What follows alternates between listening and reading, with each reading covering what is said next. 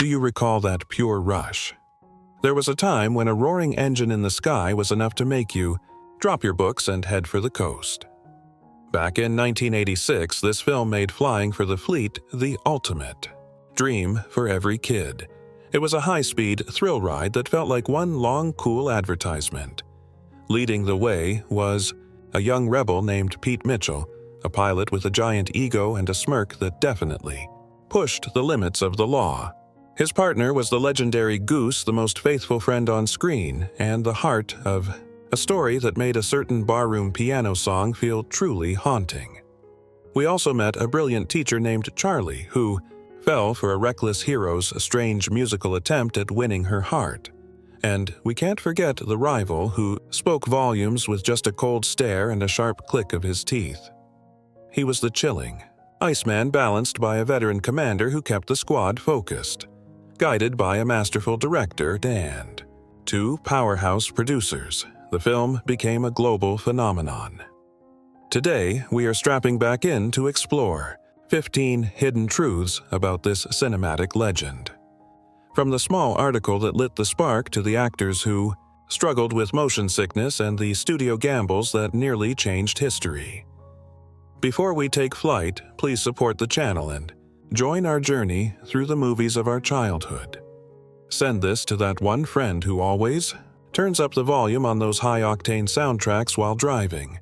Let us start our engines with 15. A magazine story birthed a legend.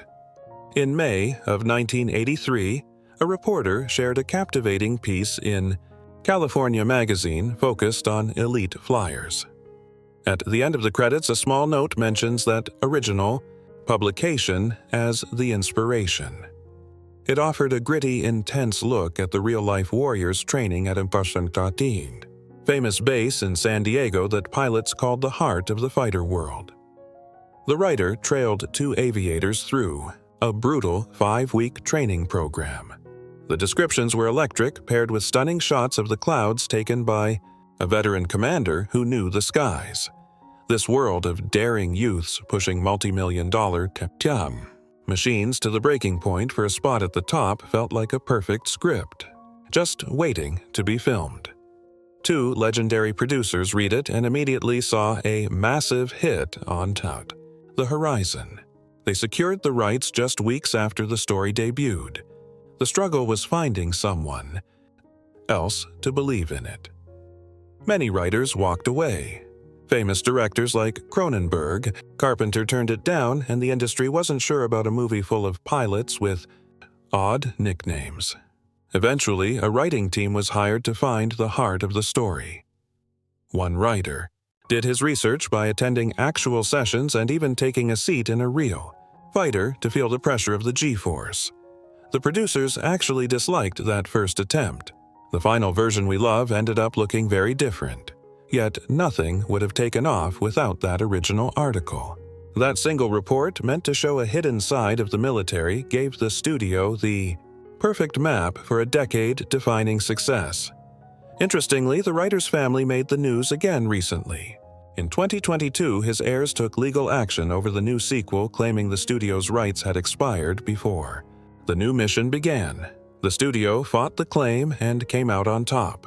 The legal ruling stated the new film was different enough to stand on its own. It seems the studio found a gap that even an elite flyer couldn't avoid. At 14, the production paid a fortune for its wings. To get those iconic fighter planes on camera, the Navy charged a high price in 1986. Flying those steel birds cost the studio over $7,000 for every hour in the air.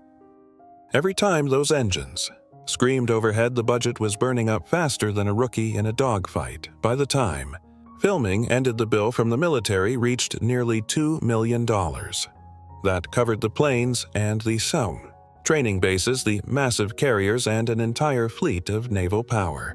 Here is the wild part. The entire movie only cost $15 million to make. That means a huge portion of the funds went directly to renting the military's hardware. Yet it was still an incredible bargain. One single fighter plane cost the government nearly $40 million to build. That is more than double the cost of the entire film. It is hard to believe, but the studio essentially got access to billions of dollars in technology for the price of a small action movie. You couldn't get a deal like that today. Back in 1986, movie magic relied on physical models and early digital tricks. Those legendary flight deck shots were actually born in a quiet warehouse. Even though the planes caused plenty of motion sickness, the truth behind the lens might surprise you. Most of those nail-biting dogfight close-ups never left the ground. The actors were actually sitting inside a meticulously crafted model fixed to a tilting machine. This mechanical setup was tucked away in a dusty building near Burbank Airport. Tony Scott dreamed of capturing every single second inside genuine supersonic fighters. While the military and the cast were totally on board, reality had other plans. The sheer thunder of the engines and the screaming air made recording voices impossible. Every time someone tried to speak, the sound was drowned out by the chaos. Since the original recordings were a total loss, the team constructed a perfect duplicate of the F-14 cockpit. They attached it to a moving base to mimic the feeling of soaring. They projected the sky behind the actors while the crew worked their own brand of magic. Just out of sight, people were misting the stars with water bottles to fake sweat. Whenever you see Maverick fighting massive pressure, remember the truth. A stagehand was likely standing right there dabbing fake perspiration onto Tom Cruise's forehead. To be fair, the cast did experience the thrill of real F-14 jets for the action footage. It just wasn't the setting for their emotional conversations, and for good reason. On his very first trip with a pilot nicknamed Bozo, the main star lost his lunch. That initial flight was a brutal introduction to the life of an aviator. Believe it or not, the pilot really put him through a punishing series of maneuvers. Out of 3 total attempts, the first one ended in a very messy situation. Everyone else struggled to keep their composure during those high-speed turns. Strangely enough, the man who played Goose was the only one who didn't get ill. It turns out the guy behind the radar was the toughest of the bunch.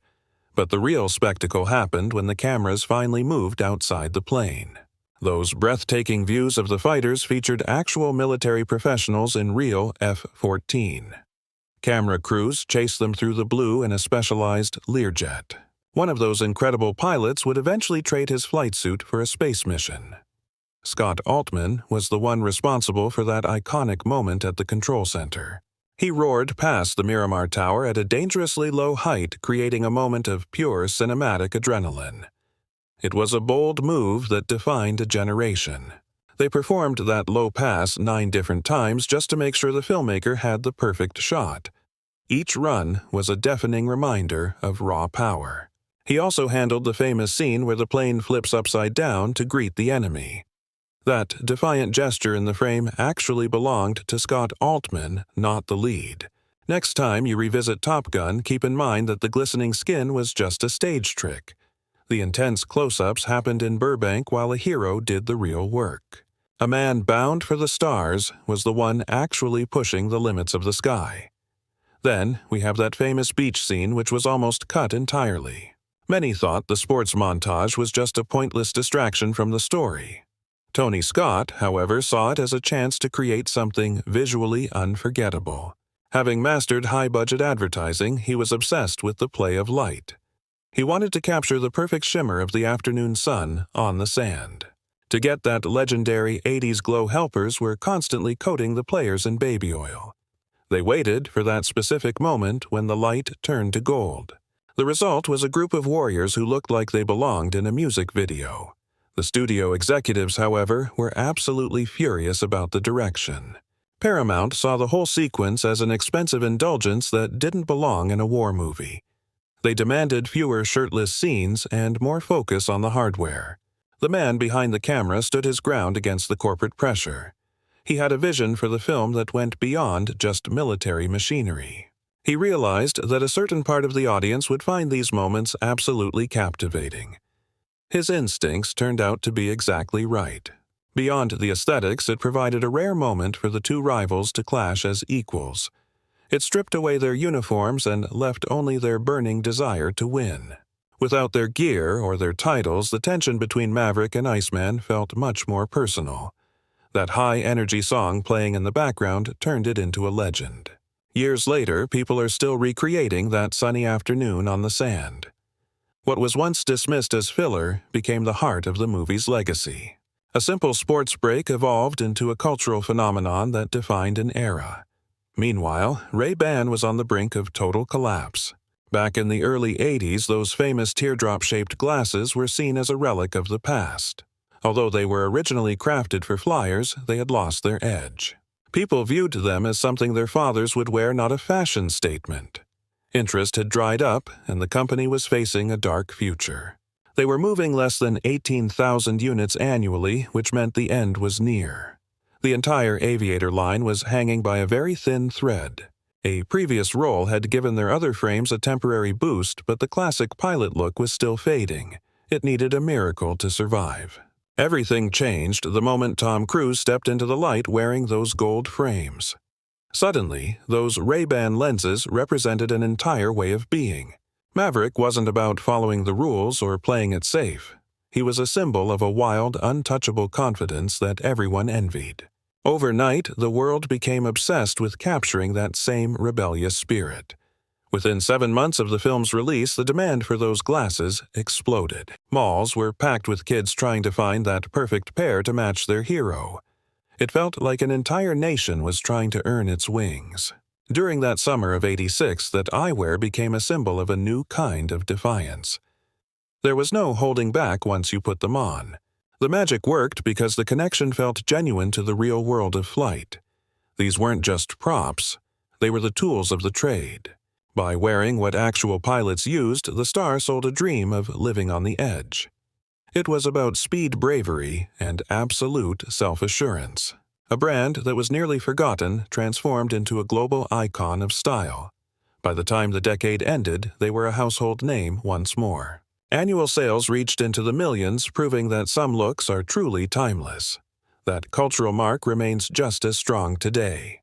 When the sequel finally soared back into theaters recently, the cycle started all over again. It proves that a great story never really goes out of style. Iconic eyewear defines legends. At spot 10, Val Kilmer almost passed on film history. During 1985, Val Kilmer felt Top Gun lacked artistic depth. After Top Secret and Real Genius, he hesitated. He mocked the narrative and disliked glorifying battle. The actor gave a firm rejection to the producers. Legal ties to Paramount forced his hand anyway. Studio bosses didn't request his presence, they commanded it. Val Kilmer tried sabotaging his meeting by wearing sloppy Australian gear and acting completely disinterested. He assumed the team would hate his performance, but his plan backfired. He landed Top Gun but felt miserable. He grieved his fallen screen brother from flight school. Winning the role brought no joy. Friction remained heavy once the filming finally began. To sharpen their rivalry, Val Kilmer avoided Tom Cruise entirely. He wanted the conflict to feel authentic. The actors split into factions. Maverick and Goose stood alone against Iceman and his squadron. That famous chill was authentic. You can feel the real heat between those young icons. Those moments worked because of a true collision of personalities. It felt incredibly dangerous. They were wild rebels. Kazansky asked what the problem was, knowing he was the danger. Val Kilmer built a complex history for Iceman that the writers never included. He imagined a cold upbringing and a drive for perfection. That aggressive snapping of teeth was improvised. One tiny gesture changed the character forever. Inspiration struck while he sat inside his private trailer. He pictured a hunter snapping at prey. It made Iceman feel like a focused predator. These touches turned a simple bully into a haunting presence. He was always watching. Eventually, the passion of Tony Scott won him over. A career-defining performance was born. When Top Gun Maverick finally happened, Val Kilmer fought to be included. The man who once ran away became the legacy's biggest champion. A reluctant star created one of the most iconic enemies in cinematic memory. At 9, the local pub gave us 2 scenes we still talk about today. The heart of the movie lived on the ground with cold drinks and brotherhood. Maverick spots a woman and decides to perform a soul classic to win her. He sings about a romance that has gone cold right there in the crowded bar. It was a bold, unscripted moment of pure confidence that defined his character. The scene is wonderfully cheesy. The whole room joins in turning a pickup line into a party. They used the Lafayette Hotel in San Diego to ground the story in reality. It showed that Maverick would risk everything, even his pride, for a chance at love. Then the piano starts. Goose plays a fiery rock tune at a local barbecue spot. Meg Ryan as Carol cheers while they shout lines about being rattled and nervous. For those few minutes you forget the tragedy coming. It is a moment of pure friendship. This bond is what makes the rest of the movie hurt so much. We loved them as people first. They inspired every karaoke singer for generations. I need your input. Who was your favorite pilot in the original squad? Subscribe and join us. We explore the movies that shaped our lives every single week. Our journey through the past continues now with number 8. At 8, those scary enemy planes weren't what they appeared to be. Those foreign jets were actually as American as apple pie. Global politics forced a change. You couldn't borrow gear from Moscow. The crew had to find their own solution. They used American Northrop F-5 training craft to play the role of the enemy.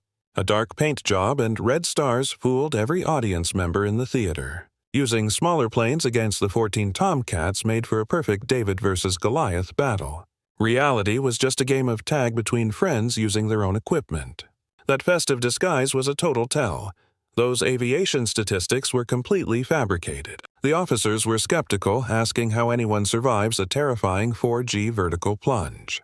Authentic Soviet fighters nearly always carried uneven digits like 15, 21, 23, or 29. Using an even label was a secret handshake for the eagle-eyed fans in the audience. Since the jet was a phantom, the writers could invent any impossible maneuver required. It performed stunts that would make an actual aeronautical engineer drop their coffee. The production never identified the rival nation or displayed a recognizable national banner. Crimson Star decals suggested a global rivalry without ever naming a specific side. This clever omission kept the story from becoming a dated political relic of the past. It was a pure test of talent using trainers that were actually quite authentic. Real Navy instructors spent years dogfighting against those American-made F-5s during training sessions. When our heroes studied those silhouettes, they were looking at their own fleet. Tinseltown dressed up a Phantom for a final battle that never truly existed. Domestic hardware was simply rebranded to fool the average moviegoer's eye. Number 7, that belly-to-belly shot, was a gorgeous work of cinematic fiction. Maverick flips his fighter skyward to offer a very personal mid-air greeting. A camera captures the moment, but any real-world flyer would find it ridiculous. They would laugh you away because the physical science just fails completely. Those massive tail fins would collide, creating a catastrophic metal-on-metal explosion. He wondered how vision was possible while flying in such a flipped position. Even ignoring the shapes, the rushing air at that proximity creates absolute chaos. The turbulence at that range would effectively pull both machines into one another. Professional aviators stay far apart to avoid the deadly forces of the slipstream. These engines were never designed to operate against the constant pull of gravity. After 20 seconds of flipped flight, the power dies and you fall fast. So how did they capture it? The truth is a very clever deception.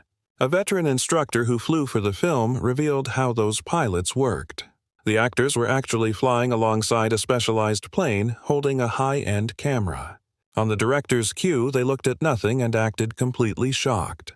The hero plane was actually layered in later using the magic of editing.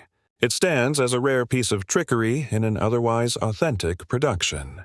Cinema's most iconic tension came from men looking at clouds and faking fear. When the hero bragged about his dive, the scientific community groaned in unison. Maintaining that distance would put an agonizing amount of pressure on the pilot. At that level of force, the human body effectively shuts down and breaks. But accuracy didn't matter to a director chasing a feeling of pure adrenaline. He wanted an image that felt like raw confidence, and he found it. The fact that it was impossible is exactly why we still love it. In 1984, a new king of the road was quietly unleashed. It was the very first machine to carry that legendary Shadow Warrior title. This bike was a high-tech marvel that redefined the limits of two-wheeled power. It was the first factory model to push past that 150 threshold. When Maverick races that jet, he isn't just showing off, he is riding history. He was handling the most sophisticated street machine a person could own then. Surprisingly, the Star was a complete novice on two wheels before production started. He practiced for a few days in a quiet California lot to learn. By the time cameras rolled, he was tearing down the runway, creating a legacy that still feels electric. Honest cockpit critiques held truth. Quiet. Keen observers spotted vanished Kawasaki steel. Management recalled filmmakers soliciting complimentary motorcycles. Publicity promises failed following earlier thefts. Wholesale offers stood, rival threats went ignored. Competitor contacts shared. Kawasaki emblems eventually perished. Naked steel didn't fool anyone. Ninja identity remained absolute. Velocity gained an alias. Kawasaki legends endured. Decades slipped away before Top Gun Gold beckoned. Unsuspecting 1986 crowds sparked unexpected firestorms. 36 summers passed before Top Gun Maverick returned. Critical acclaim eclipsed its predecessor's legacy. Massive profits shattered Tom Cruise's personal records. Academy Award nods followed blockbuster triumph. Technical victories complemented 2022 praise. Cons honored that cinematic return. Impossible glory felt briefly within reach. Snubbed Tom Cruise remained noticeably elsewhere. Foreign Mission Impossible sets prioritized labor over galas. Steven Spielberg's industry savior missed gilded parties. Belated flowers arrived with missing petals. Midnight editions birthed iconic 80s romance. Azure Shadows masked frantic structural repairs. Midwestern groups craved something deeper. Buyers demanded amplified emotional resonance. Professionalism shifted toward burning passion. Martin Scorsese held his schedule. Flights solved Kelly McGillis's cosmetic crises. Shared stars required creative blessings. Headwear hid obvious hair transformations. Moisture managed difficult grooming hurdles. Shadows preserved visual timeline integrity. Blue tinting concealed brunette shifts. Aesthetic beauty rose from Kyung-mas. Top Gun rhythms defined an entire generation. Billboard charts surrendered to summer vibes. 1986 records broke. All music underestimated its historical weight. Greatest hits nearly failed completely. Rejected anthems sought new homes. Legal walls and ethics blocked progress. Skill caps and Kevin Cronin's range interfered. Desperation found Kenny Loggins' suicide is also a willing voice. Spontaneous choices sparked radio gold. Quick sessions sparked eternal fame. That pulse-pounding melody settled for silver behind a Peter Gabriel smash hit, though the charts could not measure its true impact. Danger Zone turned into the literal pulse of excitement, whereas Take My Breath Away hid a private conflict behind its haunting rhythm. Giorgio Moroder presented Berlin with the opening opportunity for each piece, praying they would choose the high-velocity anthem. Vocalist Terry Nunn gravitated toward the gentle serenade, but John Crawford wanted nothing to do with that direction. The work lacked their creative signature, yet the studio bosses effectively gave them no choice in the matter. After Terry Nunn finished the session, her bandmate stayed livid even as the track soared to the top of the domestic rankings. International success arrived alongside major film awards, yet the collective disbanded merely 12 months afterward. That specific arrangement fractured their bond, showcasing how individual catastrophes might combine into a legendary achievement. The creators evolved a jet-heavy flick into the ultimate musical capsule of 1986. Fact 2. The filming demanded the ultimate sacrifice from a hero. Art Skoll was an esteemed aerial athlete. Known throughout the stunt community, he acted as the industry's premier specialist for filming sequences in the clouds. His credits featured The Right Stuff and Indiana Jones, plus Blue Thunder and The Great Waldo Pepper. Directors sought his help for inconceivable angles, and on September 16, 1985, Scholl boarded his aircraft. Hovering above the Carlsbad, California coast, his mission involved recording a gut-wrenching spiral maneuver. The footage would portray the leads plummeting toward Earth. He shouted over the airwaves about losing command before trying to pull out. He initiated the rotation at 4,000 feet, though his radio contact broke up once he hit 3,000. He mentioned a complication, then admitted the situation was critical as he reached 1,500 feet. The vessel struck the Pacific shortly after, with the searchers finding merely wreckage and no clear answers. Theories ranged from heavy recording gear upsetting the weight to a sudden mechanical breakdown in the cockpit. At 53, his journey ended, but the production paid homage to his legacy during the wrap-up. When the characters plummeted in that uncontrolled spiral, the fear on screen mirrored a very real tragedy. That moment stands as a monument to a fallen creator. Top Gun functioned as the ultimate call to duty. In reality, during 1986, the Navy was not just hoping for recruits, they were hunting them down. They targeted cinema foyers, setting up stations to meet fans just as the final names scrolled by. Officers grabbed youngsters whose ears still throbbed from the sound and whose spirits were soaring. Right as the lights came up, you would find a flyer in your grip, essentially an intense vocational seminar. The timing exploited a nationwide desire to mirror the protagonist's swagger, and it certainly paid off. Tales spread of a 500% spike in applications, yet the hard statistics told a quieter story. Phone lines lit up and sources told the LA Times that 90% of candidates had just watched the flick. Though verified enlistments only grew by 8%, the atmosphere across the country had changed. Top Gun polished the Navy's image. Everyone asked the hero how it felt to be the country's biggest celebrity. Even if the enemy refused to acknowledge the dogfight, the praise remained. The lieutenant merely expressed his thanks. Not long after the Vietnam years, the armed services were still struggling with a tarnished public perception. Within 2 hours, Maverick scrubbed that reputation clean, blurring the boundaries for a whole generation of viewers. Watching the protagonist was not enough. You craved his jacket and his jet. Here are 15 fascinating production details. What part of this story stunned you, and what pieces did we omit? Talk to us in the section underneath. Remember to follow our channel so you are always ready for our next adventure through Hollywood's history. Fly high until we meet again right here for another walk down memory lane.